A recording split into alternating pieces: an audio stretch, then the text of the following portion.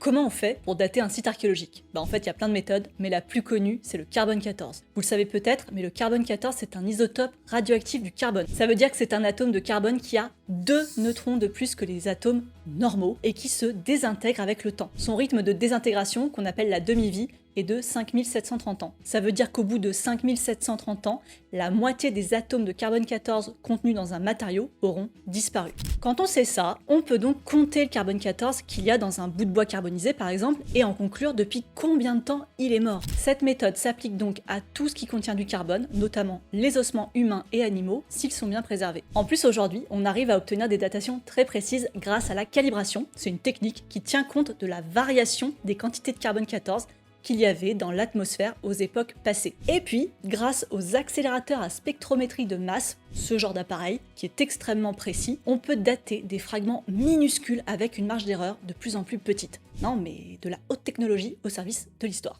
Si ça vous intéresse, n'hésitez pas à revoir cette vidéo où on détaille avec des magnifiques schémas illustrés créés par David A.